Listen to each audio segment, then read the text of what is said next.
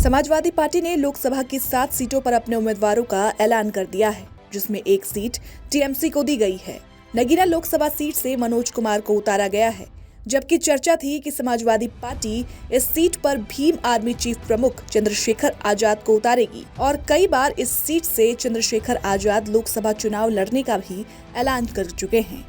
सियासी गलियारों में इस तरह की चर्चाएं भी थी कि सपा चीफ अखिलेश यादव और चंद्रशेखर आजाद के बीच सियासी दूरियां बढ़ गई हैं, लेकिन फिर भी उम्मीद जताई जा रही थी कि सपा और चंद्रशेखर आजाद के बीच समझौता हो सकता है और चंद्रशेखर को इंडिया गठबंधन में एंट्री मिल सकती है।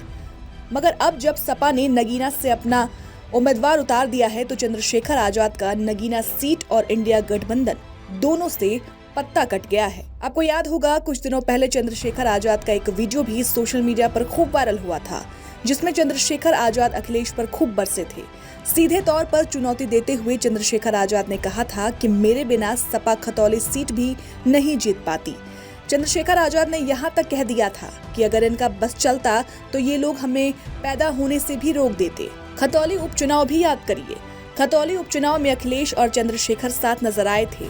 दोनों ने साथ मिलकर आरएलडी को समर्थन दिया था और आरएलडी के उम्मीदवार को जिताने में अहम भूमिका भी निभाई थी। उसी समय से चर्चाएं थी कि चंद्रशेखर आजाद की पार्टी और सपा लोकसभा चुनाव में भी गठबंधन कर सकती है और चंद्रशेखर इंडिया गठबंधन का हिस्सा बन सकते हैं। मगर अब लगभग साफ हो गया है कि खतौली उपचुनाव में साथ लड़ने वाले ये तीनों सियासी सुरमा अब एक दूसरे के खिलाफ लोकसभा चुनाव में ताल ठोकेंगे। फिलहाल अब देखना होगा कि सपा के इस कदम के बाद चंद्रशेखर आजाद का अगला कदम क्या होता है।